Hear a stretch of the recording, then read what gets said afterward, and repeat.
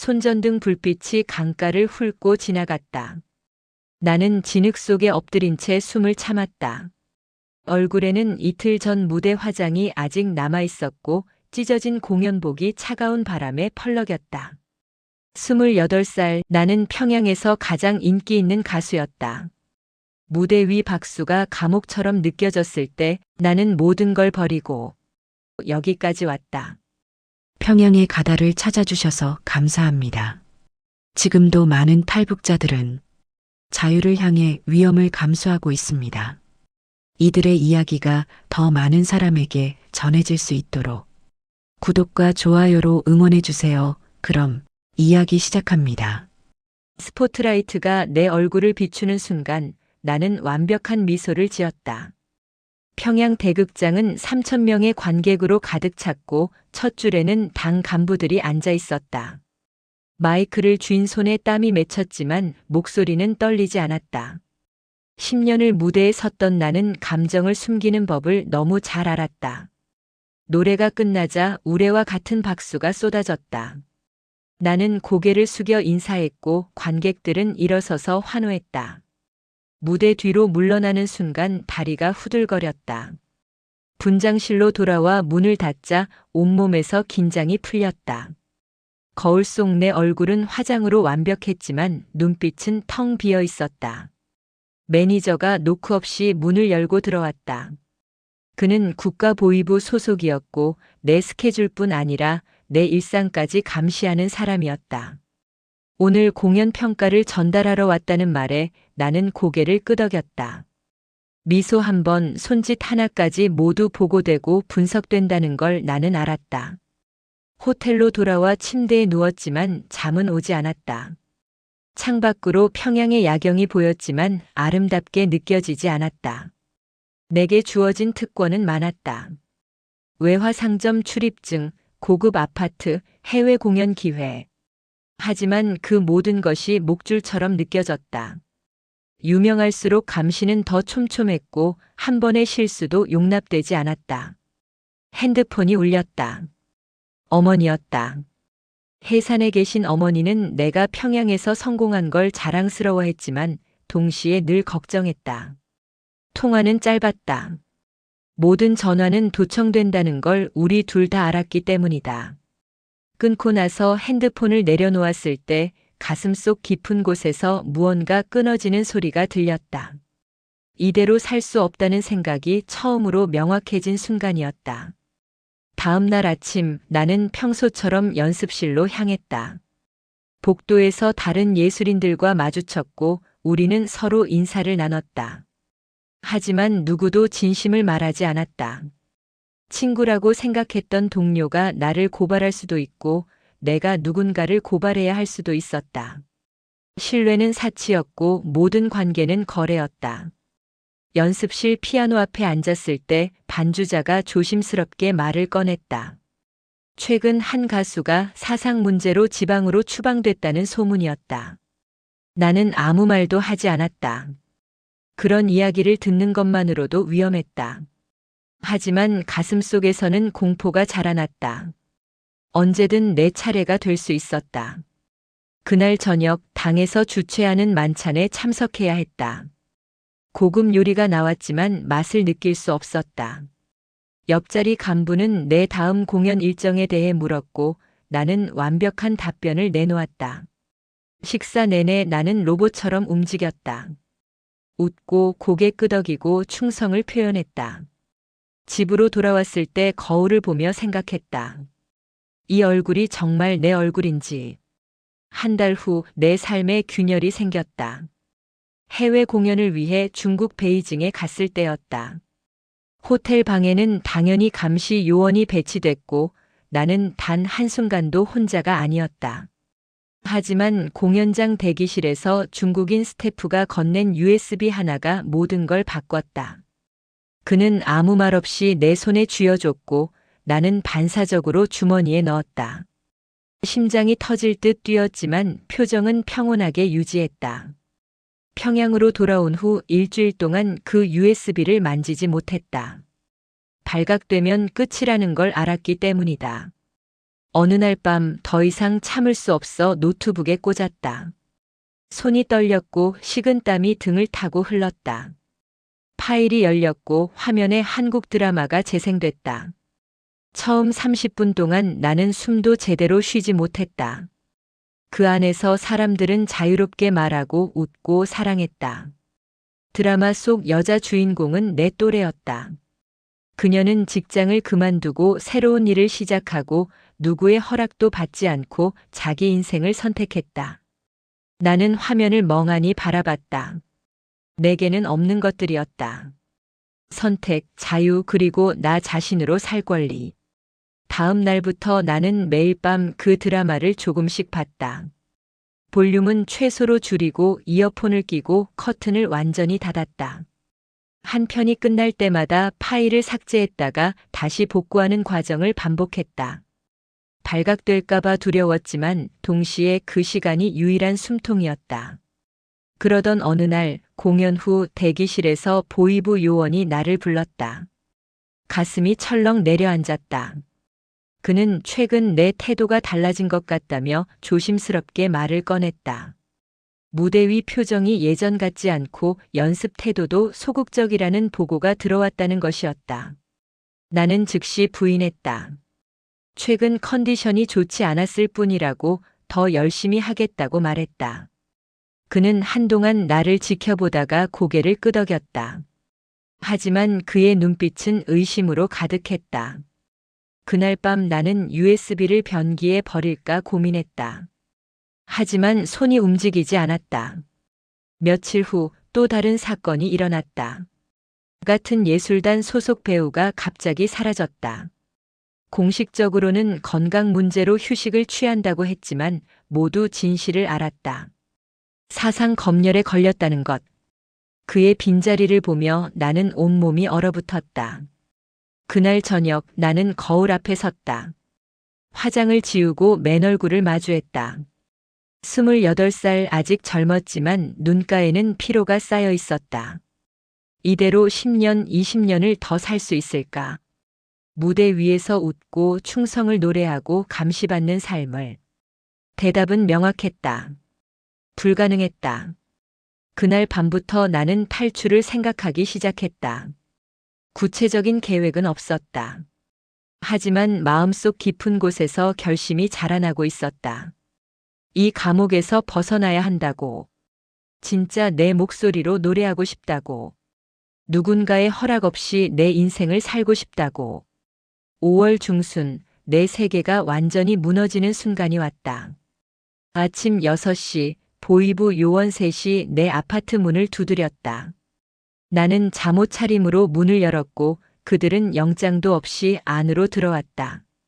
정기 검열이라는 말과 함께 그들은 모든 방을 뒤졌다. 옷장, 서랍, 침대 및 화장대. 노트북을 켜고 파일을 하나하나 확인했다. 나는 소파에 앉아 그 광경을 지켜봤다. 겉으로는 침착했지만 속으로는 기도했다. USB를 이미 숨겼다는 사실에 감사하며. 2시간 동안 검사가 이어졌다. 다행히 아무것도 나오지 않았다.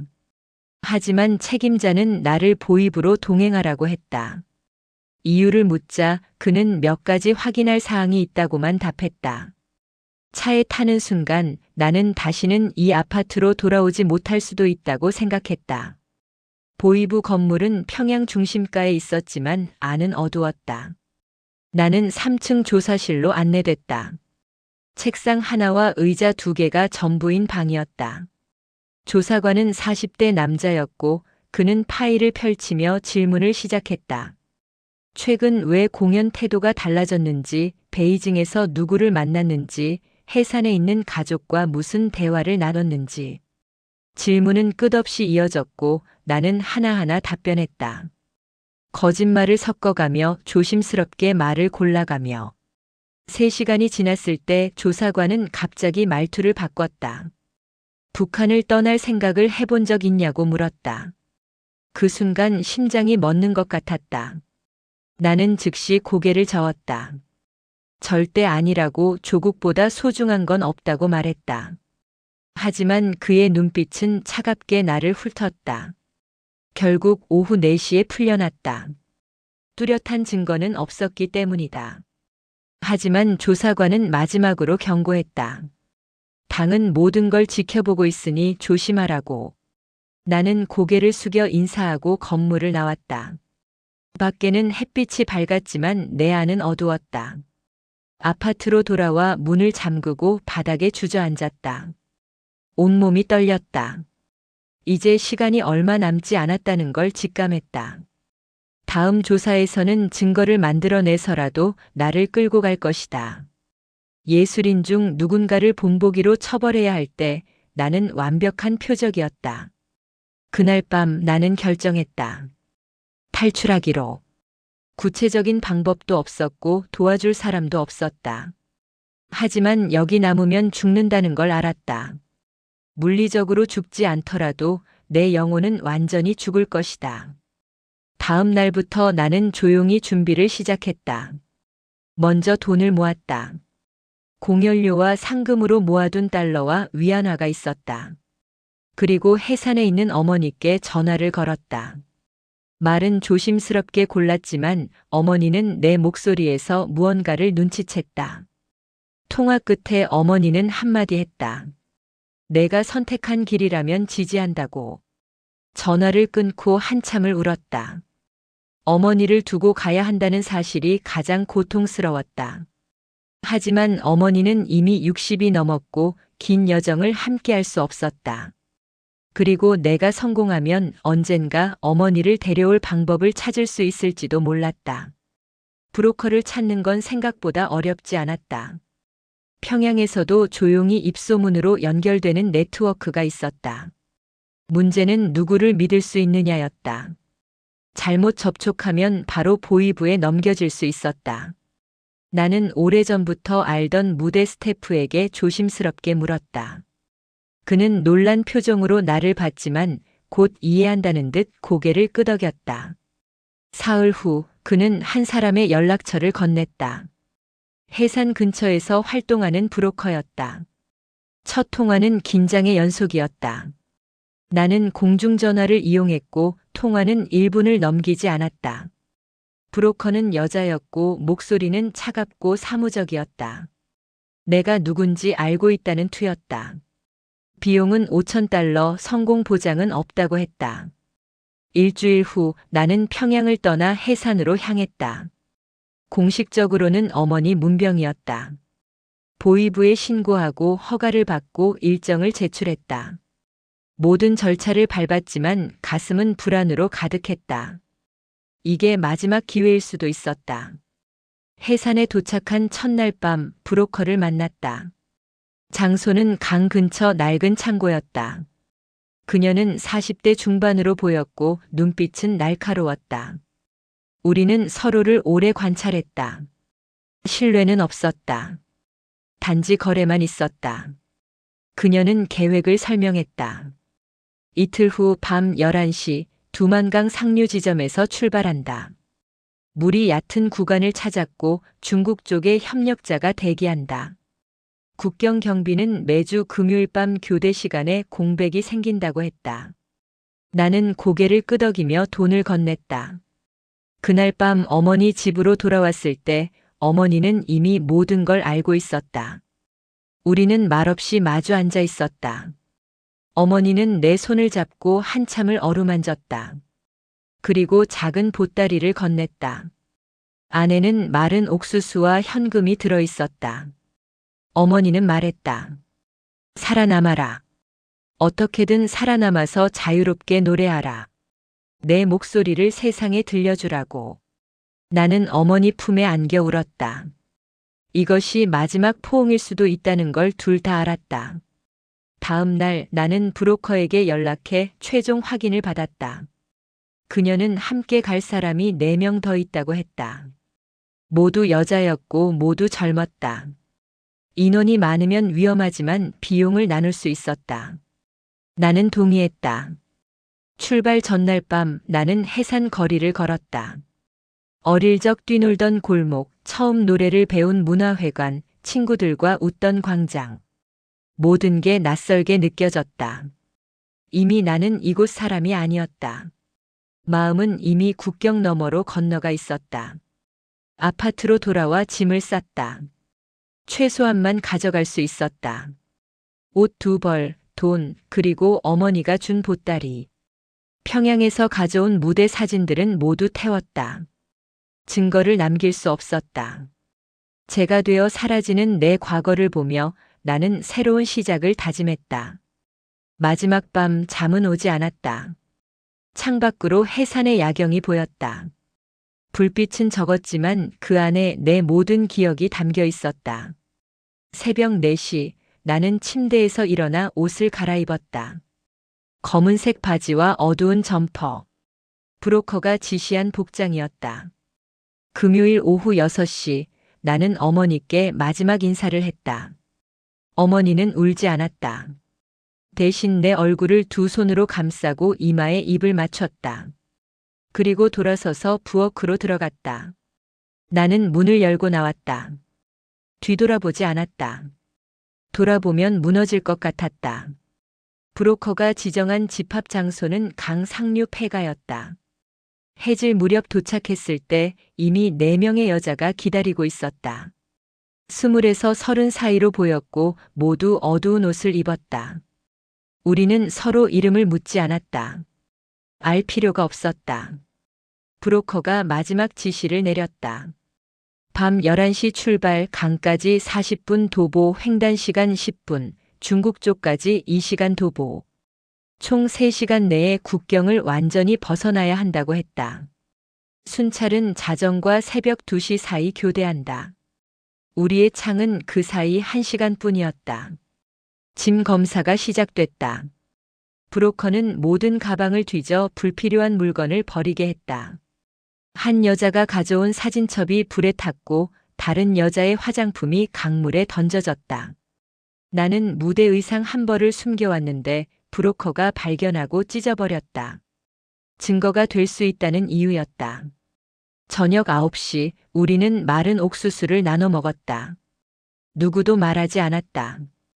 긴장이 공기를 무겁게 짓눌렀다.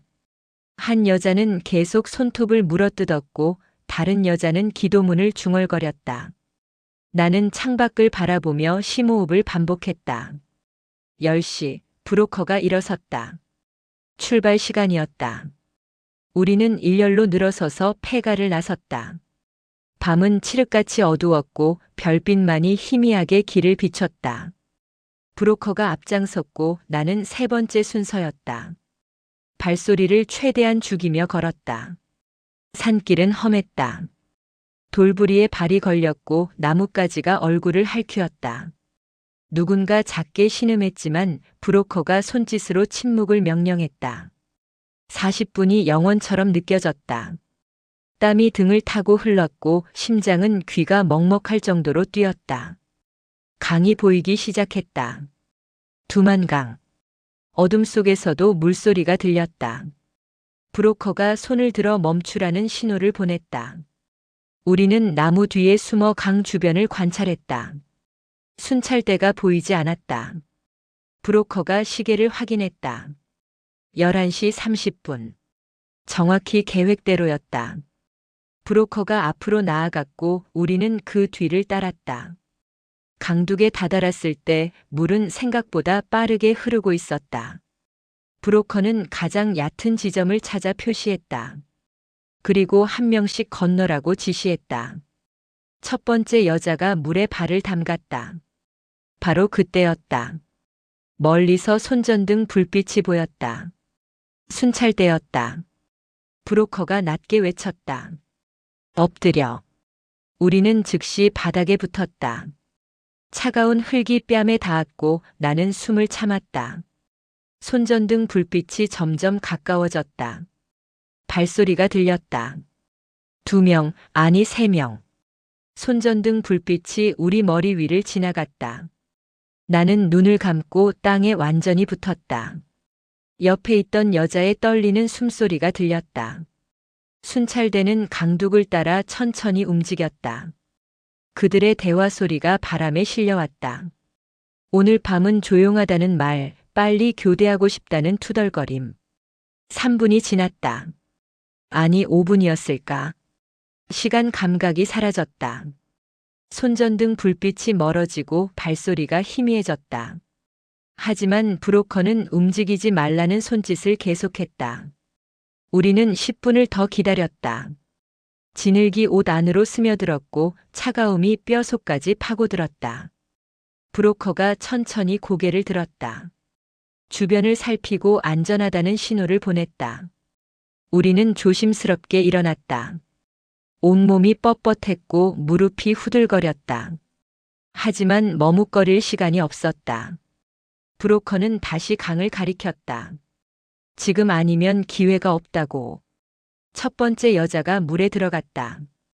물은 무릎까지 왔고 그녀는 조심스럽게 앞으로 나아갔다. 두 번째, 세 번째가 뒤를 따랐다. 이제 내 차례였다. 나는 심호흡을 하고 물에 발을 담갔다. 얼음장처럼 차가웠다. 온몸의 근육이 순간적으로 경직됐다. 물살이 생각보다 강했다. 한 걸음 내디딜 때마다 발밑 돌이 미끄러웠다. 앞서 가던 여자가 휘청거렸고 나는 재빨리 그녀의 팔을 잡았다. 우리는 서로 의지하며 천천히 전진했다. 강 중앙에 다다랐을 때 물은 허리까지 올라왔다. 갑자기 뒤에서 비명소리가 들렸다. 마지막 순서였던 여자가 발을 헛디뎠다. 물살에 휩쓸려 내려가기 시작했다. 브로커가 재빨리 그녀를 붙잡았지만 그 과정에서 큰 물소리가 났다. 우리는 모두 얼어붙었다. 다시 손전등 불빛이 보였다. 이번엔 더 가까웠다. 순찰대가 소리를 듣고 돌아온 것이다. 브로커가 낮게 외쳤다. 뛰어. 우리는 남은 힘을 다해 강을 건넜다. 물보라가 사방으로 튀었고 발소리와 숨소리가 밤을 가득 채웠다. 중국 쪽 강둑이 보였다. 앞서간 여자가 먼저 올라갔다. 나는 물에서 빠져나와 둑을 기어올랐다. 손이 진흙투성이가 됐고 무릎이 바위에 찢혔다. 하지만 느낄 겨를이 없었다. 뒤에서 고함 소리가 들렸다. 멈춰 쏜다는 위협. 우리는 숲으로 뛰어들었다. 나뭇가지가 얼굴을 때렸고 가시덤불이 옷을 찢었다. 뒤에서 총성이 울렸다. 한 발, 두 발. 경고 사격인지 실제 조준인지 알 수 없었다. 나는 고개를 숙이고 계속 달렸다. 옆에서 누군가 넘어졌지만 멈출 수 없었다. 10분을 달렸을까? 브로커가 손을 들어 멈추라고 했다. 우리는 큰 나무 뒤에 숨어 숨을 골랐다. 뒤를 돌아봤을 때 5명이 모두 있었다. 한 명은 다리를 절었고 다른 한 명은 팔에서 피가 났다. 하지만 모두 살아있었다. 브로커가 중국어로 무언가 중얼거렸다. 전화기를 꺼내 짧은 통화를 했다. 5분 후 차 한 대가 불을 끄고 다가왔다. 중국 쪽 협력자였다. 우리는 차에 올라탔다. 문이 닫히는 순간 나는 북한 땅을 마지막으로 돌아봤다. 강 건너 순찰대의 손전등이 아직 움직이고 있었다. 차는 비포장도로를 달렸다. 창밖으로 중국 농촌 풍경이 스쳐 지나갔다. 새벽 1시, 거리는 텅 비어 있었다. 우리는 뒷좌석에 5명이 빼곡히 앉아 있었다. 젖은 옷에서 물이 뚝뚝 떨어졌고 차 안은 금방 축축해졌다. 운전사는 조선족 남자였다. 그는 한마디도 하지 않고 계속 운전만 했다. 브로커가 낮은 목소리로 설명했다. 지금부터 사흘 동안 중국 동북부를 가로질러 이동한다. 목적지는 몽골 국경 근처 안전가옥이다. 그곳에서 다음 단계를 준비한다고. 1시간을 달렸을 때 차가 멈췄다. 작은 농가였다. 운전사가 우리를 안으로 안내했다. 방은 좁았지만 따뜻했다. 주인 아주머니가 마른 옷과 뜨거운 물을 가져다 줬다. 우리는 서로 눈치를 보며 옷을 갈아입었다. 아주머니가 죽을 끓여왔다. 며칠 만에 먹는 제대로 된 음식이었다. 하지만 목구멍으로 넘어가지 않았다. 긴장이 풀리지 않았고 언제 공안이 들이닥칠지 알 수 없었다. 옆에 앉은 여자는 손이 너무 떨려 숟가락을 제대로 들지 못했다. 새벽 4시 우리는 다시 출발했다. 이번엔 트럭 화물칸이었다. 안에는 야채 상자들이 쌓여 있었고 우리는 그 사이 공간에 숨었다. 문이 닫히자 완전한 어둠이 찾아왔다. 숨 쉬는 소리만 들렸다. 트럭이 움직이기 시작했다. 흔들림이 심했고 야채 냄새가 코를 찔렀다. 시간이 얼마나 지났는지 알 수 없었다. 1시간, 아니 2시간. 갑자기 트럭이 급정거했다. 밖에서 중국어 대화 소리가 들렸다. 검문이었다. 심장이 터질 듯 뛰었다. 옆 여자가 내 손을 꽉 잡았다. 화물칸 문이 열리는 소리가 들렸다. 빛이 새어 들어왔다. 경찰이 야채 상자를 확인하는 것 같았다. 우리는 숨도 쉬지 않았다. 3분이 영원처럼 느껴졌다. 다행히 깊이 뒤지지는 않았다. 문이 다시 닫혔고 트럭이 출발했다. 그제야 우리는 숨을 쉬었다. 하지만 안도하기엔 이르다는 걸 모두 알았다. 이제 시작일 뿐이었다. 중국을 가로질러 몽골까지 그리고 그 너머까지. 갈 길은 아직 멀었다. 오전 10시쯤 트럭이 멈췄다. 문이 열렸고 우리는 눈부신 햇빛에 눈을 찡그렸다. 작은 마을 외곽이었다. 브로커가 우리를 다른 차로 옮겼다. 이번엔 승용차였다. 운전사는 바뀌었지만 여전히 말이 없었다. 점심은 차 안에서 먹었다. 브로커가 나눠준 빵과 물뿐이었다. 한 여자가 울기 시작했다. 가족 생각이 난다며. 브로커는 차갑게 말했다. 울고 싶으면 나중에 울어. 지금은 살아남는 게 먼저라고. 그 말에 여자는 눈물을 닦고 입을 다물었다. 오후 내내 우리는 중국 내륙을 달렸다. 풍경은 계속 바뀌었다. 평야, 산, 강, 도시. 하지만 내 안의 불안은 변하지 않았다. 창밖을 보며 생각했다. 과연 끝까지 갈 수 있을까? 그리고 끝이란 게 정말 존재하는 걸까? 이틀 밤을 차 안에서 보낸 후 우리는 중국 북부 작은 도시 외곽 안전가옥에 도착했다. 낡은 2층 집이었고 주변은 공터와 폐건물 뿐이었다. 브로커가 우리를 2층 방으로 안내했다. 6평 남짓한 공간에 이불 5개가 바닥에 깔려 있었다. 창문은 두꺼운 커튼으로 가려져 있었다. 브로커는 절대 밖을 내다보지 말라고 경고했다. 이웃들이 의심할 수 있다고. 화장실은 복도 끝에 있었고 한 번에 한 명씩만 이용할 수 있었다. 모든 동선이 통제됐다. 첫날 밤 우리는 서로에 대해 조금씩 알게 됐다.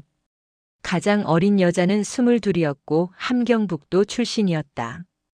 그녀는 탈북 브로커에게 속아 인신매매될 뻔했다가 간신히 탈출했다. 다른 여자는 35으로 아들을 북한에 두고 왔다. 밤마다 아들 꿈을 꾼다며 울었다. 나는 내 정체를 숨겼다. 평양 출신이라는 것, 예술단에 있었다는 것만 말했다. 유명 가수였다는 사실은 위험했다. 북한 당국이 더 집요하게 추적할 것이고 중국 공안도 관심을 가질 수 있었다. 사흘째 되던 날 브로커가 새로운 계획을 알려줬다. 일주일 후 몽골 국경으로 이동한다. 하지만 비용이 추가로 필요하다고 했다. 1인당 $2,000. 우리 중 누구도 그만한 돈이 없었다. 브로커는 차갑게 말했다. 돈을 구하든지 아니면 여기 남든지. 그날 밤부터 분위기가 바뀌었다. 서로를 의심하기 시작했다. 누군가 밀고 할 수도 있다는 두려움. 한 여자는 브로커에게 몸을 팔아서라도 돈을 구하겠다고 했다. 다른 여자는 한국에 있는 친척에게 연락해보겠다고 했다. 나는 숨겨뒀던 돈을 꺼냈다. $2,000가 조금 넘었다. 공연료로 모았던 마지막 재산이었다. 브로커에게 건네며 생각했다. 이제 정말 돌아갈 곳이 없다고. 이 돈으로 실패하면 끝이라고. 닷새째 되던 밤 공안 단속이 있었다. 멀리서 사이렌 소리가 들렸고 차량 소리가 가까워졌다. 브로커가 급히 우리를 벽장 안에 숨겼다. 5명이 좁은 공간에 웅크렸다. 숨소리조차 낼 수 없었다. 집 앞에 차가 멈췄다. 문 두드리는 소리가 들렸다. 브로커가 나가 중국어로 대화했다. 목소리는 침착했지만 벽장 안우리는 온몸이 얼어붙었다. 10분이 지나고 차가 떠났다. 브로커가 벽장 문을 열었을 때 우리는 모두 땀으로 흠뻑 젖어 있었다. 그날 밤 브로커가 말했다. 일정을 앞당긴다. 내일 밤 출발한다고. 너무 위험해졌다는 것이다. 우리는 고개를 끄덕였다. 선택의 여지가 없었다. 브로커의 지시를 따르거나 아니면 여기서 붙잡히거나. 마지막 날 아침 나는 창문 커튼을 살짝 걷고 밖을 내다봤다. 중국의 하늘은 북한과 같은 하늘이었다. 하지만 그 아래 세상은 완전히 달랐다. 자유롭게 걷는 사람들, 큰 소리로 웃는 아이들. 나는 언제쯤 저렇게 걸을 수 있을까? 밤 10시, 우리는 다시 이동을 시작했다. 이번엔 화물 트럭이었다. 짐칸에는 가전제품 상자들이 쌓여 있었고 우리는 그 사이 공간에 숨었다. 브로커는 함께 가지 않았다. 대신 몽골 쪽 새 안내자가 국경에서 기다린다고 했다. 트럭은 밤새 달렸다. 흔들림이 심해 잠을 잘 수 없었다. 옆 여자는 멀미로 계속 구역질했다. 환기가 안 돼 공기는 탁했고 숨 쉬기조차 힘들었다. 하지만 누구도 불평하지 않았다. 살기 위해 견뎌야 했다. 새벽 5시쯤 트럭이 멈췄다. 운전사가 문을 두드려 잠깐 쉰다고 알렸다. 우리는 조심스럽게 밖으로 나왔다. 황량한 벌판이었다. 지평선까지 아무것도 보이지 않았다. 차가운 바람이 불었고 하늘은 아직 어두웠다. 화장실도 없었다. 우리는 트럭 뒤편 덤불에서 볼일을 봤다.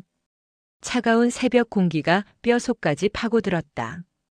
운전사가 빵 몇 개를 건넸다. 물과 함께 급히 먹고 다시 짐칸으로 들어갔다. 오전 내내 트럭은 비포장도로를 달렸다. 먼지가 틈새로 들어와 얼굴이 뿌옇게 됐다. 한 여자가 기침을 멈추지 못했고 다른 여자는 열이 나기 시작했다. 하지만 멈출 수 없었다. 계속 가야만 했다. 정오쯤 다시 검문이 있었다. 이번엔 더 철저했다. 경찰이 짐칸 문을 열고 상자들을 하나하나 확인했다.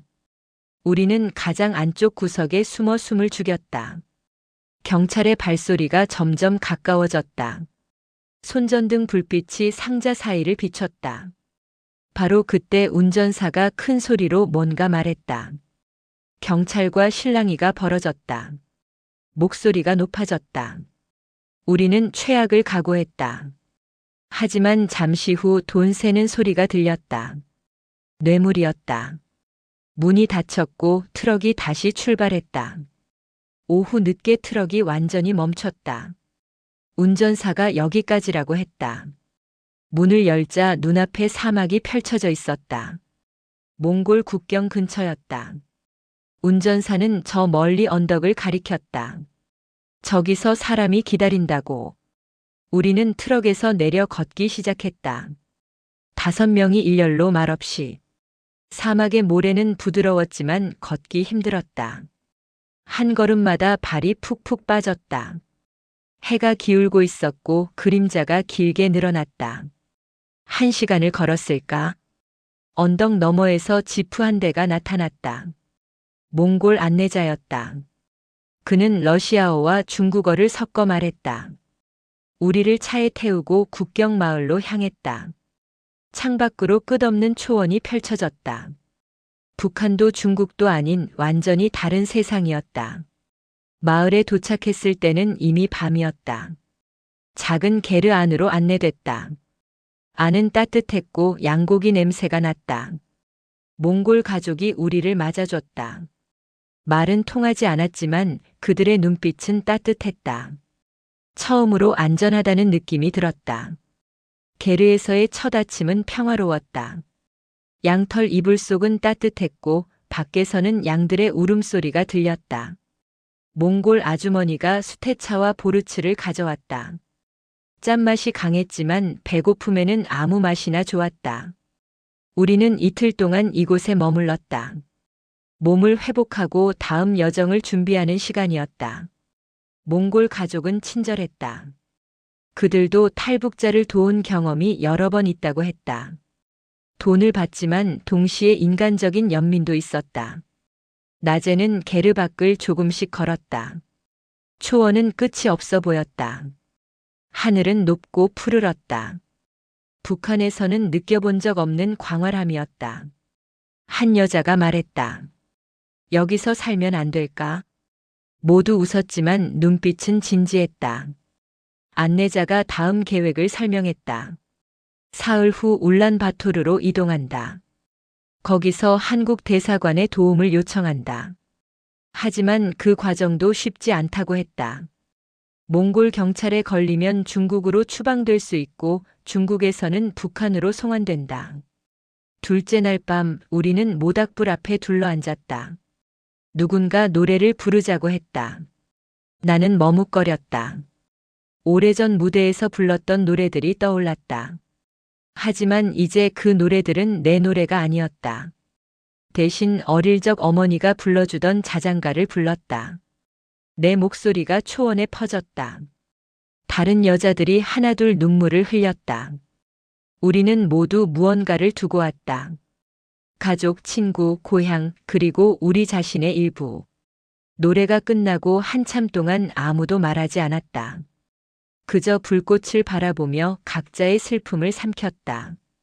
셋째 날 아침 출발 준비가 시작됐다. 안내자가 옷을 나눠줬다.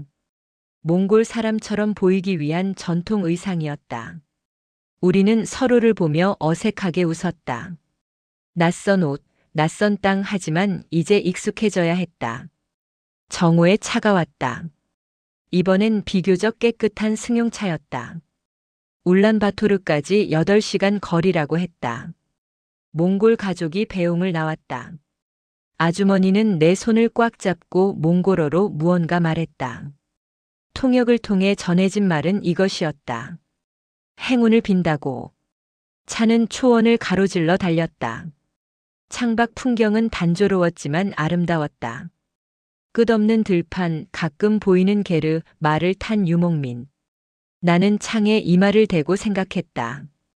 여기까지 오느라 얼마나 많은 것을 잃었는지, 그리고 앞으로 얼마나 더 잃어야 하는지. 해질 무렵 멀리 도시의 윤곽이 보이기 시작했다. 울란바토르였다. 건물들이 늘어선 스카이라인, 움직이는 차량들, 켜지기 시작하는 가로등. 문명이었다. 하지만 동시에 새로운 위험이기도 했다. 도시에는 사람이 많고 사람이 많으면 감시도 많았다. 밤이 되어 도착했다. 안내자가 우리를 외곽 아파트로 데려갔다. 여기서 며칠 대기하며 대사관 접촉을 준비한다고 했다. 방은 좁았지만 침대가 있었다. 몇 주 만에 제대로 된 침대였다. 누웠을 때 온몸의 긴장이 한꺼번에 풀렸다. 그리고 처음으로 생각했다. 어쩌면 해낼 수 있을지도 모른다고. 사흘째 되던 날 문제가 생겼다. 안내자가 갑자기 연락이 끊겼다. 아침에 나간다고 하더니 저녁이 돼도 돌아오지 않았다. 우리는 아파트에 갇힌 채 불안 속에서 기다렸다. 핸드폰도 없고 몽골어도 못하는 우리는 완전히 고립됐다. 밤 10시 문 두드리는 소리가 들렸다. 우리는 숨을 죽였다. 안내자가 아니었다. 낯선 남자 목소리가 몽골어로 뭔가 외쳤다. 우리는 서로를 바라봤다. 문을 열어야 하나 아니면 숨어야 하나. 결국 가장 나이 많은 여자가 조심스럽게 문을 열었다. 들어온 사람은 새로운 안내자였다. 이전 안내자가 경찰에 걸렸다고 했다. 다행히 우리 정보는 누설하지 않았지만 이제 더 위험해졌다. 당장 이동해야 한다고. 우리는 황급히 짐을 챙겼다. 가진 게 없어 3분도 안 걸렸다. 한밤중 거리는 조용했다. 새 안내자는 우리를 뒷골목으로 안내했다. 가로등도 없는 어두운 길을 10분쯤 걸었을 때 갑자기 경찰차가 나타났다. 안내자가 재빨리 우리를 건물 사이로 밀어 넣었다. 경찰차는 천천히 지나갔다. 우리를 찾는 것 같았다. 30분을 골목에 숨어 있다가 다시 이동했다. 이번엔 완전히 다른 동네였다. 낡은 건물 지하로 내려갔다. 습하고 곰팡이 냄새가 났다. 안내자는 여기서 이틀만 버티라고 했다. 대사관 접촉을 다시 시도하겠다고. 지하방에는 창문도 없었다. 시간 감각이 사라졌다. 누군가 시계를 가지고 있어 그나마 시간을 알 수 있었다. 음식은 하루 2번 안내자가 가져왔다. 빵과 물뿐이었다. 화장실은 복도 끝 공동 화장실을 몰래 사용해야 했다. 이틀째 밤 한 여자가 무너졌다. 더 이상 못하겠다며 울부짖었다. 그냥 자수하고 싶다고. 우리는 그녀를 진정시키려 했지만 쉽지 않았다. 결국 나이 많은 여자가 그녀를 끌어안고 밤새 달랬다. 아침이 되자 그녀는 조용해졌다. 하지만 눈빛은 텅 비어 있었다. 셋째 날 안내자가 좋은 소식을 가져왔다. 한국 대사관과 연락이 닿았다. 내일 은밀한 장소에서 만난다. 하지만 위험하다고 경고했다. 몽골 경찰이 탈북자를 단속 중이고 중국 압력도 있다. 한 번의 기회뿐이라고.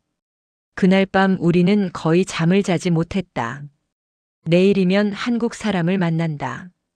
구조될 수도 있다. 하지만 실패하면 모든 게 끝난다. 잡히면 북한으로 송환되고 그곳에서 우리를 기다리는 건 정치범 수용소뿐이었다. 새벽 4시 나는 일어나 앉았다.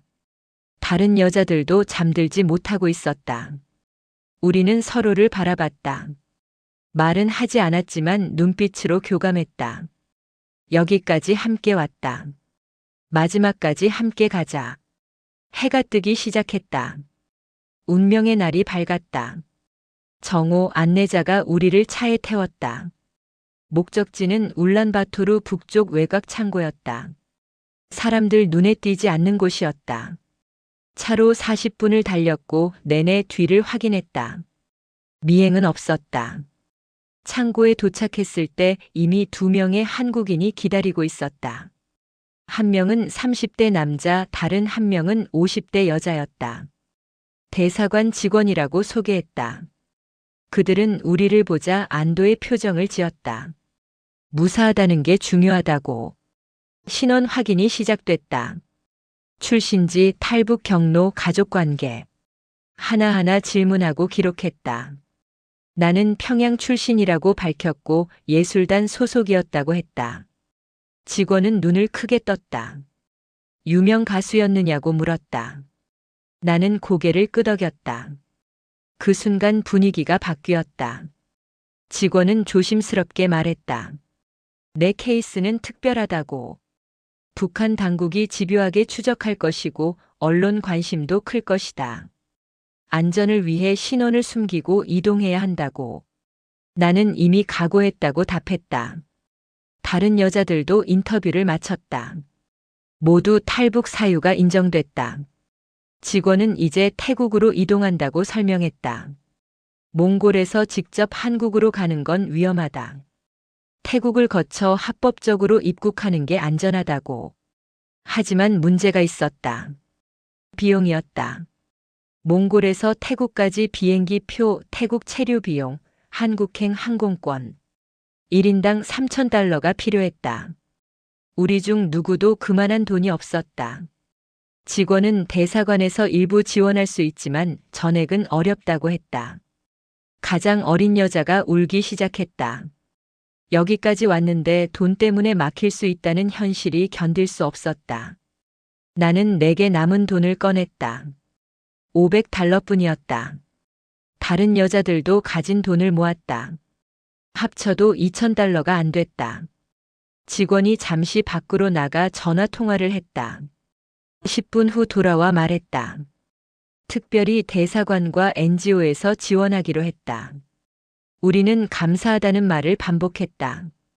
직원은 웃으며 말했다. 무사히 한국 땅을 밟는 게 진짜 감사의 표현이라고.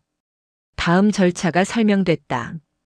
사흘 후 울란바토르 공항에서 출발한다. 태국 방콕까지 직항편이다. 방콕에서는 한국 대사관이 보호한다. 거기서 일주일 정도 서류 작업 후 한국행 비행기를 탄다. 모든 게 순조롭게 진행되면 2주일 내 한국에 도착한다. 우리는 꿈을 꾸는 것 같았다. 2주일 후면 한국. 자유의 땅. 더 이상 숨어 살지 않아도 되는 곳. 하지만 직원은 경고했다. 아직 끝난 게 아니라고. 공항까지 가는 길, 비행기 타는 순간 모든 단계가 위험하다고. 절대 방심하지 말라고. 그날 저녁 우리는 새로운 안전가옥으로 이동했다. 이번엔 조금 나은 곳이었다. 침대와 샤워 시설이 있었다. 며칠 만에 제대로 씻었다. 거울을 봤을 때 낯선 사람이 서 있었다. 야위고 거칠어진 얼굴. 하지만 눈빛만은 살아있었다. 밤에 다른 여자들과 이야기를 나눴다. 한국에 가면 뭘 하고 싶은지. 누군가는 공부하고 싶다고 했다. 누군가는 돈을 벌어 가족을 데려오고 싶다고 했다. 나는 말했다. 다시 노래하고 싶다고. 내 목소리로 내가 원하는 노래를. 출발 당일 새벽 5시에 일어났다. 대사관 직원이 준비한 옷으로 갈아입었다. 평범한 관광객처럼 보이는 옷이었다. 가방도 새로 받았다. 안에는 가짜 여권과 비행기 표가 들어있었다. 브리핑이 시작됐다. 공항에서는 절대 서로 모르는 척해야 한다. 5명이 함께 움직이면 의심받는다. 각자 다른 시간에 체크인하고 다른 좌석에 앉는다. 방콕 도착 후에야 다시 만난다. 아침 8시 차가 왔다. 우리는 한 명씩 시간차를 두고 탔다. 나는 3번째였다. 차 안에서 직원이 마지막 당부를 했다. 검색대에서 자연스럽게 행동하라. 질문 받으면 관광 온다고 대답하라. 절대 긴장한 표정 보이지 말라. 공항에 도착했을 때 다리가 후들거렸다. 수많은 사람들이 오갔다. 경찰도 보였다. 나는 심호흡하고 체크인 카운터로 향했다. 가짜 여권을 건넸다. 직원이 여권을 확인하고 컴퓨터를 쳤다. 몇 초가 영원처럼 느껴졌다. 탑승권이 나왔다. 보안 검색대를 통과할 때가 가장 두려웠다. 가방을 엑스레이에 올렸다. 금속 탐지기를 통과했다. 경보음이 울렸다. 심장이 멎는 줄 알았다. 직원이 다시 검사했다. 벨트 때문이었다. 벨트를 빼고 다시 통과하자 이상 없었다. 출국 심사대 앞에 섰다. 심사관이 여권을 받아들었다. 내 얼굴과 사진을 번갈아 봤다. 몽골어로 뭔가 물었다. 나는 못 알아듣겠다는 표정을 지었다. 그는 영어로 바꿔 물었다. 여행 목적이 뭐냐고. 나는 준비한 대로 답했다. 관광이라고. 심사관이 컴퓨터를 확인했다. 시간이 멈춘 것 같았다. 그는 여권에 도장을 찍었다. 통과였다. 나는 최대한 침착하게 걸어 대기실로 향했다. 의자에 앉자 온몸에서 힘이 빠졌다. 손이 떨려 멈추지 않았다.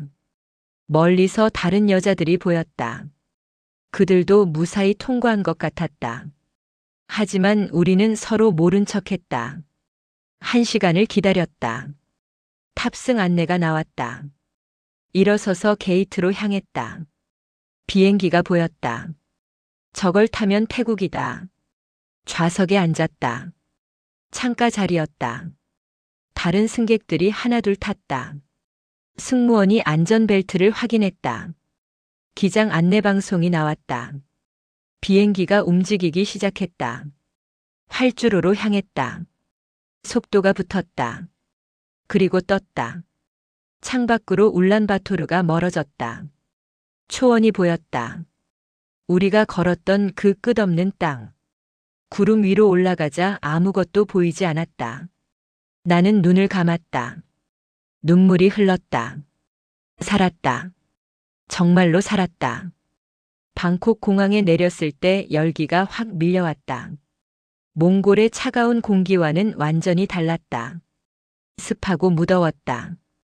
한국 대사관 직원이 도착 게이트에서 기다리고 있었다. 우리 5명을 확인하고 차로 안내했다. 대사관 근처 안전가옥에 도착했다. 이번엔 제대로 된 숙소였다. 에어컨이 있고 깨끗한 침대가 있고 따뜻한 물이 나왔다. 몇 주 만에 인간다운 대접이었다. 첫날 밤 샤워를 30분 동안 했다. 씻겨 내려가는 물이 검었다. 다음 날부터 서류 작업이 시작됐다. 신원 확인, 탈북 경로 진술, 가족 관계 확인. 모든 걸 상세히 기록해야 했다.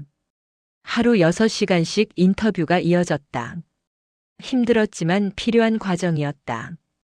이게 끝나면 한국행이었다. 나는 특별관리 대상이 됐다. 평양 출신 유명 가수라는 신분 때문이었다. 별도 인터뷰가 추가됐다. 북한 예술계 내부 사정, 당 간부들과의 관계, 해외 공연 경험. 모든 걸 물었고 나는 솔직하게 답했다. 사흘째 되던 날 직원이 조심스럽게 제안했다. 한국 도착 후 언론 인터뷰를 할 의향이 있는지. 내 이야기가 많은 사람에게 북한 실상을 알릴 수 있다고. 나는 망설였다. 얼굴을 공개하면 어머니가 위험해질 수 있었다. 결국 조건부로 동의했다. 얼굴은 가리고 이름은 바꾸고 목소리는 변조한다. 하지만 이야기는 한다. 북한 예술인들이 어떻게 감시받고 통제당하고 결국 탈출을 선택하게 되는지 누군가는 말해야 한다고 생각했다. 나흘째 한국행 티켓이 나왔다. 일주일 후 출발이었다. 대한항공 직항편. 방콕에서 인천까지 5시간 반. 그리고 도착하면 자유. 진짜 자유. 숨지 않아도 되는, 감시받지 않아도 되는 내 의지로 살 수 있는 곳. 남은 시간 동안 우리는 방콕 거리를 조금씩 걸었다. 물론 직원이 동행했지만 그래도 바깥 공기를 마실 수 있었다. 사원을 보고 시장을 구경하고 태국 음식을 먹었다. 모든 게 신기했다.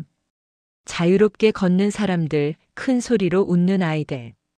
어느 날 저녁 짜오프라야 강가에 앉아 있었다. 노을이 지고 있었다. 다른 여자들과 나란히 앉아 말없이 강물을 바라봤다. 누군가 말했다.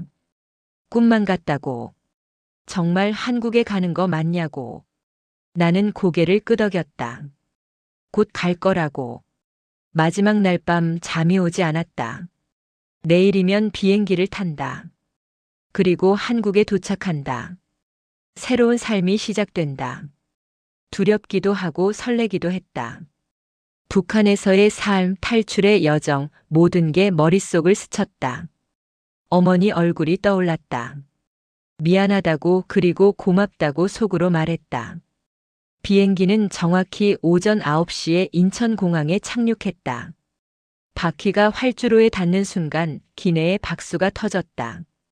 나도 모르게 눈물이 흘렀다. 옆자리 여자도 울고 있었다. 우리는 손을 꽉 잡았다. 해냈다. 정말로 해냈다. 비행기에서 내려 입국장으로 향했다. 통일부 직원들이 기다리고 있었다. 그들은 우리를 별도 공간으로 안내했다. 일반 입국 절차와는 달랐다. 탈북자 전용 프로세스였다. 서류를 작성하고 사진을 찍고 지문을 등록했다. 2시간 후 모든 절차가 끝났다. 직원이 말했다. 이제 대한민국 국민이라고. 환영한다고. 그 말을 들었을 때 실감이 나지 않았다. 나는 정말 한국 사람이 됐다. 북한 사람이 아니라 한국 사람. 공항 밖으로 나왔다. 7월의 햇빛이 밝았다. 하늘은 푸르렀다. 사람들이 자유롭게 오갔다. 택시가 줄지어 서 있었다. 모든 게 북한과 달랐다. 밝고 깨끗하고 활기찼다. 나는 한참을 그 자리에 서서 주변을 둘러봤다. 정부에서 준비한 차가 우리를 하나원으로 데려갔다. 탈북자 정착 교육시설이었다. 석 달 동안 여기서 한국 사회 적응 교육을 받는다. 언어, 문화, 법률, 취업 등 모든 걸 배운다. 나는 방에 짐을 풀고 창밖을 바라봤다. 저녁 식사는 식당에서 함께 했다. 메뉴를 선택할 수 있었다. 선택권이 있다는 게 신기했다. 밥을 먹으며 다른 탈북자들과 이야기를 나눴다. 모두 각자의 사연이 있었다. 하지만 공통점이 하나 있었다. 살아남았다는 것.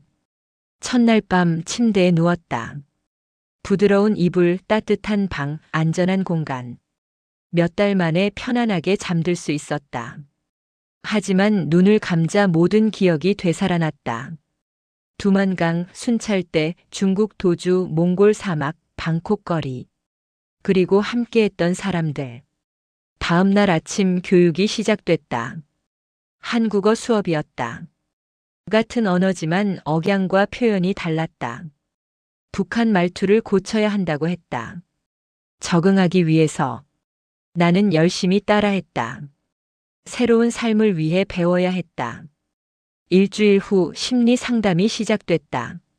상담사는 부드럽게 물었다. 탈북 과정에서 트라우마가 있는지. 나는 솔직하게 말했다. 밤마다 악몽을 꾼다고. 순찰대에 쫓기는 꿈, 강물에 빠지는 꿈, 어머니를 두고 오는 꿈. 상담사는 고개를 끄덕이며 말했다. 시간이 필요하다고. 한 달이 지났다. 조금씩 적응했다. 한국 음식을 먹고 한국 드라마를 보고 한국 노래를 불렀다. 예전 무대에서 불렀던 노래와는 달랐다. 자유로웠다. 누가 시켜서가 아니라 내가 원해서 부르는 노래. 그 차이가 모든 걸 바꿨다. 어느 날 직원이 불렀다. 언론 인터뷰 제안이 들어왔다. 방송사에서 탈북 예술인 다큐멘터리를 만든다고. 얼굴 없이 목소리만 나간다. 나는 동의했다. 내 이야기를 해야 한다고 생각했다. 아직 북한에 남아있는 사람들을 위해서. 하나원 교육이 끝났다. 석 달 동안 한국 사회의 기본을 배웠다. 이제 진짜 세상으로 나갈 차례였다. 정부에서 지원하는 임대 아파트를 받았다. 서울 외곽 작은 원룸이었다. 좁았지만 내 공간이었다. 내 이름으로 된 첫 집. 짐이라고 해봐야 옷 몇 벌과 생필품뿐이었다. 방을 정리하고 창밖을 봤다. 서울의 야경이 펼쳐졌다. 수많은 불빛, 움직이는 차량, 살아 숨쉬는 도시. 평양과는 비교할 수 없을 만큼 밝고 활기찼다. 나는 여기서 다시 시작해야 했다. 다음 날부터 일자리를 찾았다. 하지만 쉽지 않았다. 학력도 한국에서 인정받지 못했고 경력도 쓸모없었다. 북한 유명 가수였다는 건 오히려 부담이었다.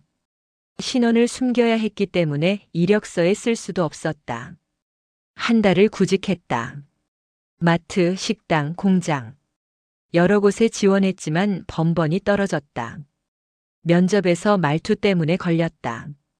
북한 억양이 아직 남아 있었다. 어떤 면접관은 노골적으로 불편해했다. 탈북자라는 게 티나면 꺼린다는 걸 알게 됐다. 결국 청소 일을 시작했다. 새벽 5시에 일어나 사무실 청소를 했다.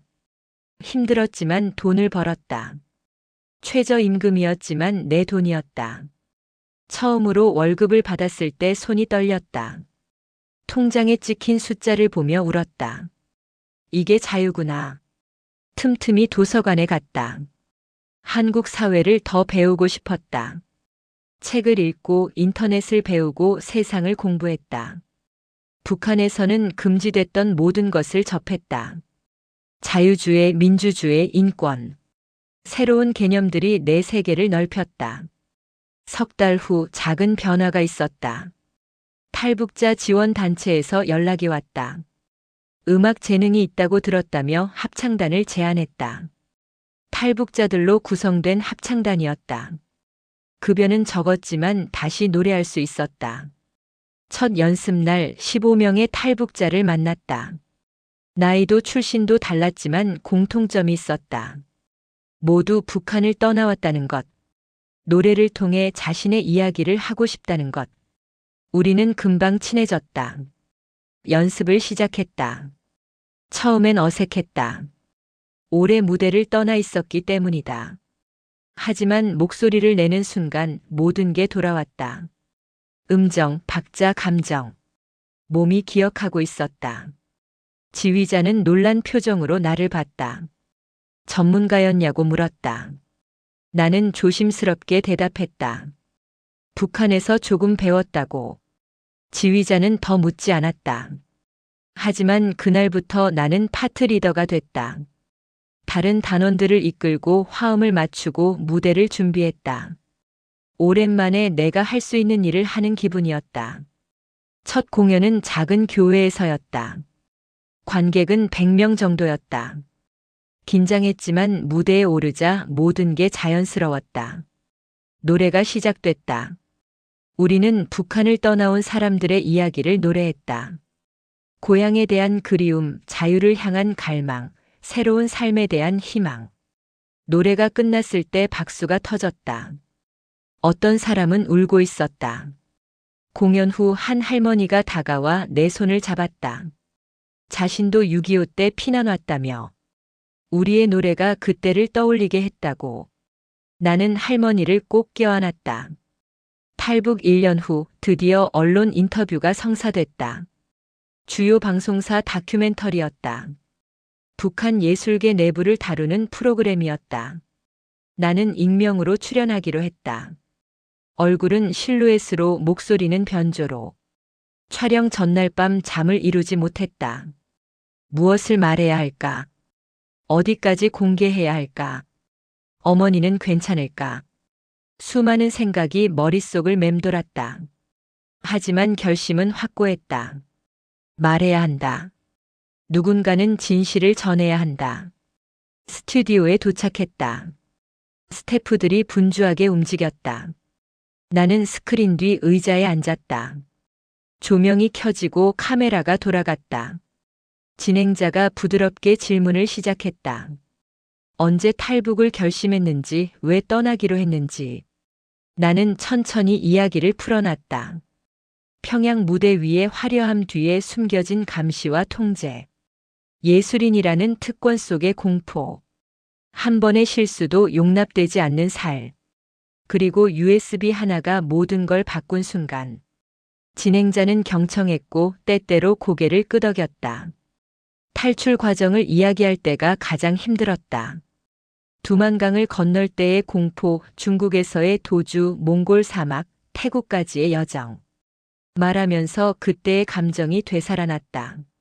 목소리가 떨렸지만 멈추지 않았다.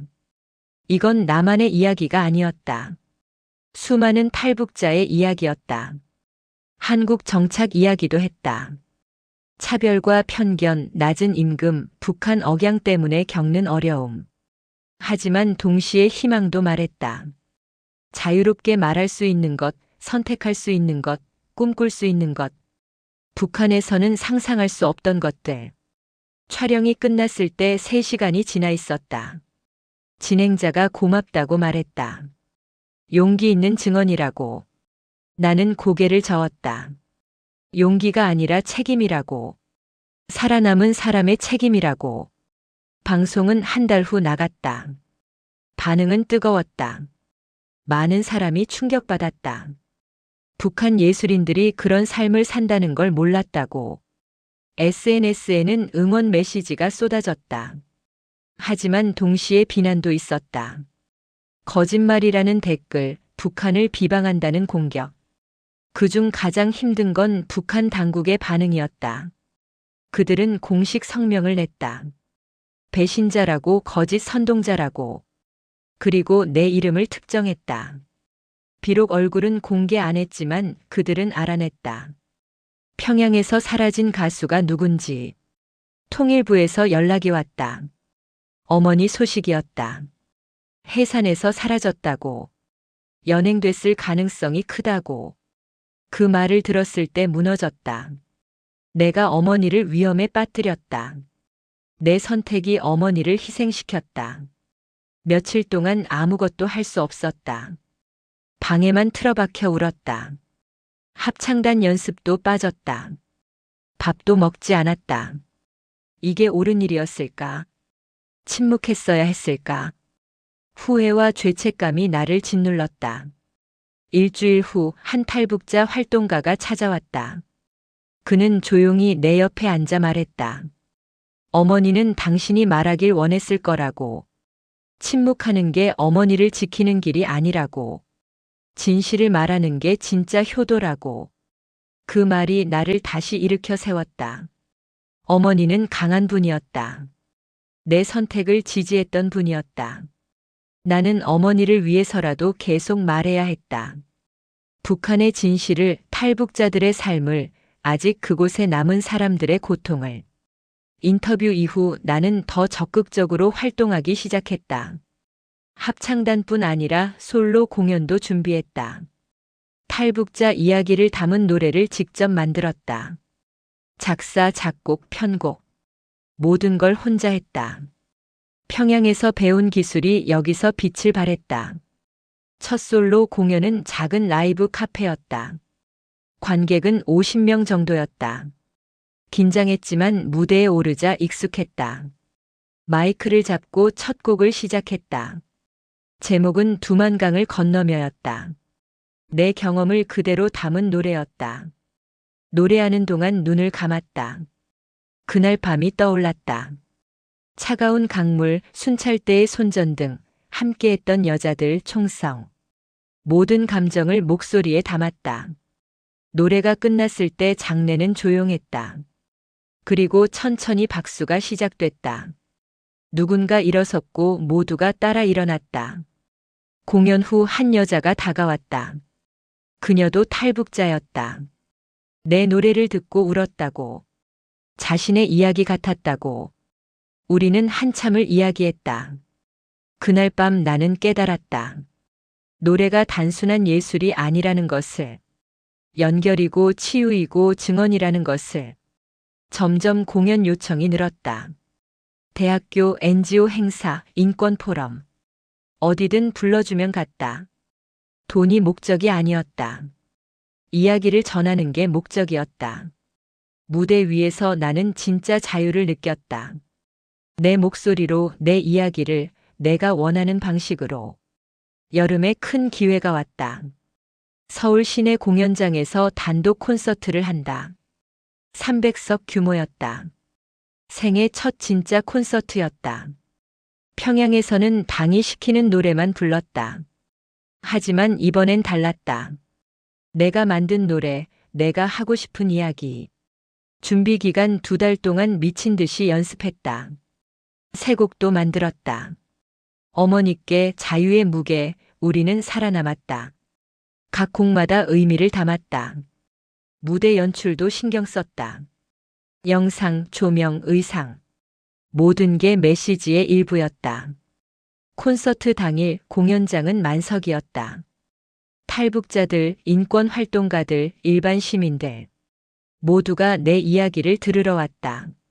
무대에 오르는 순간 10년 전 평양 무대가 떠올랐다. 하지만 지금은 완전히 달랐다. 그때는 감옥이었다.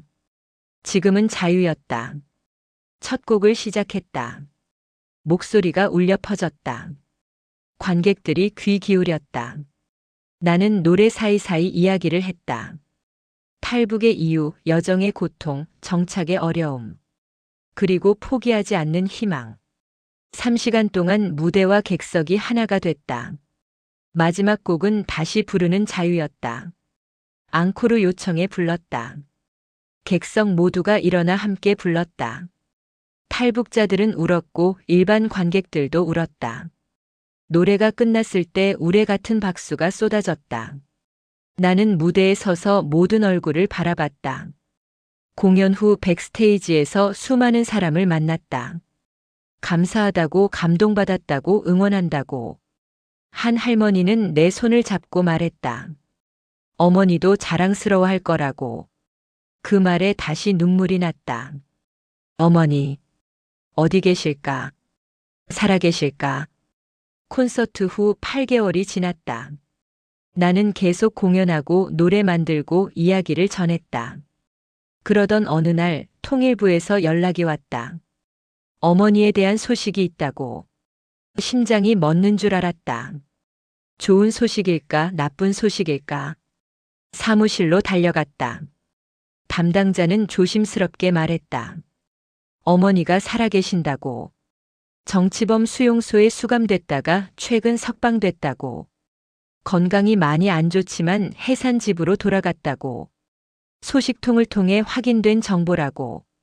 나는 한참을 말을 잇지 못했다. 살아계신다. 어머니가 살아계신다. 눈물이 쏟아졌다. 담당자가 휴지를 건넸다. 하지만 동시에 경고했다. 직접 연락은 절대 금지라고. 어머니를 더 위험에 빠뜨릴 수 있다고. 그날 밤 잠을 이룰 수 없었다. 어머니 얼굴이 계속 떠올랐다. 수용소에서 얼마나 고생하셨을까? 얼마나 힘드셨을까? 내 때문에 겪은 고통. 죄책감이 나를 짓눌렀다. 하지만 동시에 감사했다. 살아계신다는 사실만으로. 며칠 후 다른 탈북자를 통해 추가 정보를 얻었다. 어머니는 신문 과정에서 나를 부인했다고. 딸이 탈북한 줄 몰랐다고, 연락도 끊겼다고 주장했다고. 그래서 형량이 줄었고 1년 만에 석방됐다고. 어머니는 끝까지 나를 지켰다. 그 이야기를 듣고 나는 결심했다. 더 열심히 살아야겠다고. 어머니의 희생을 헛되게 하지 않겠다고. 내가 자유롭게 사는 것, 내 목소리를 내는 것, 그게 어머니께 드릴 수 있는 최선이라고. 새로운 프로젝트를 시작했다. 탈북 청소년을 위한 음악 교육 프로그램이었다. 노래를 가르치고 악기를 가르치고 무대에 설 기회를 줬다. 그들의 눈빛에서 과거의 나를 봤다. 꿈을 꾸고 싶지만 방법을 모르는 눈빛. 프로그램은 성공적이었다. 아이들은 빠르게 배웠다. 재능도 있었다. 석 달 후 작은 발표회를 열었다. 부모들이 왔고 선생님들이 왔고 지역 주민들이 왔다. 아이들은 떨렸지만 최선을 다했다. 공연이 끝나고 박수 받는 그들의 얼굴에서 행복을 봤다. 한 아이가 공연 후 내게 말했다. 선생님처럼 되고 싶다고. 자기 이야기를 노래로 만들고 싶다고. 나는 그 아이를 끌어안았다. 할 수 있다고 꼭 하라고 말했다. 그 순간 깨달았다. 이게 내가 할 일이라는 것을. 1년 후 정규 음악 학원을 열었다. 작은 공간이었지만 내 공간이었다. 간판에는 자유의 노래 음악 학원이라고 적었다. 탈북 청소년뿐 아니라 일반 학생들도 받았다. 음악으로 경계를 허물고 싶었다. 학원 개원식 날 많은 사람이 와줬다. 합창단 동료들, 인권 활동가들, 콘서트에서 만난 관객들. 그들은 축하한다고 자랑스럽다고 말했다. 나는 감사 인사를 하며 생각했다. 여기까지 오느라 얼마나 먼 길을 왔는지. 그날 밤 혼자 학원에 남아 피아노 앞에 앉았다. 건반을 천천히 눌렀다. 평양에서 처음 배운 곡이 흘러나왔다.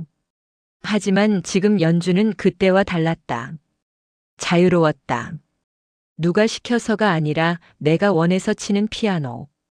그 차이가 모든 것이었다. 5년이 흘렀다. 나는 여전히 서울에 살고 학원을 운영하고 노래를 한다.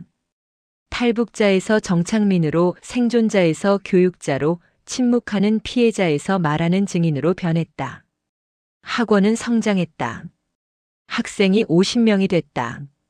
절반은 탈북 청소년, 절반은 일반 학생이었다. 그들은 함께 배우고 함께 연주하고 함께 무대에 섰다. 음악이 그들을 연결했다. 출신이 다르고 배경이 달라도 화음은 하나가 됐다. 매년 콘서트를 연다. 학생들과 함께하는 무대다. 올해는 경계를 넘어라는 제목으로 준비 중이다. 북한 민요와 한국 가요를 섞고 전통과 현대를 융합하고 과거와 현재를 연결한다. 음악에는 경계가 없다는 메시지다. 여전히 어머니를 그리워한다. 소식은 가끔 들린다. 해산에서 조용히 사신다고. 건강이 많이 안 좋으시다고. 직접 연락할 수 없어 답답하다. 하지만 살아계신다는 것만으로 감사한다. 언젠가 만날 수 있을까? 언젠가 안아드릴 수 있을까? 요즘 새로운 프로젝트를 구상 중이다. 탈북자들의 이야기를 담은 뮤지컬이다. 노래와 연기로 우리의 여정을 보여주는 것. 웃음과 눈물, 고통과 희망, 절망과 꿈. 모든 걸 무대에 올리고 싶다. 지난주 한 기자가 인터뷰를 청했다. 탈북 5년 후기를 쓴다고. 나는 동의했다. 여전히 얼굴은 가리지만 이야기는 계속한다. 기자가 물었다. 후회하느냐고. 나는 고개를 저었다. 단 한 번도 후회한 적 없다고. 물론 쉽지 않았다. 여전히 차별을 겪는다. 북한.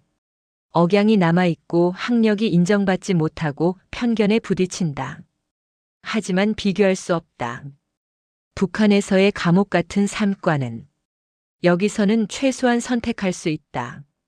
내 목소리를 낼 수 있다. 학생 중 한 명이 최근 대학에 합격했다. 음악대학이다. 탈북 후 5년 만에 꿈을 이룬 것이다. 합격 소식을 듣고 나는 그 아이를 끌어안고 울었다. 내 꿈이 이루어진 것 같았다. 다음 세대가 더 나은 삶을 사는 것. 어젯밤 오랜만에 두만강 꿈을 꿨다. 하지만 예전과 달랐다. 무서운 꿈이 아니었다. 나는 강을 건너고 있었고 뒤에는 수많은 사람이 따라오고 있었다. 나는 손을 내밀어 그들을 이끌었다. 함께 건넜다. 함께 살아남았다. 아침에 일어나 학원으로 향했다. 학생들이 벌써 와서 연습하고 있었다. 피아노 소리, 바이올린 소리, 노랫소리. 모든 소리가 어우러져 하나의 화음이 됐다. 나는 문 앞에 서서 한참을 들었다. 이게 자유구나. 이게 내가 찾던 거구나. 오늘도 나는 노래한다. 어제의 고통을, 오늘의 희망을, 내일의 꿈을. 마이크를 잡을 때마다 생각한다. 여기까지 오게 해준 모든 이에게 감사한다고.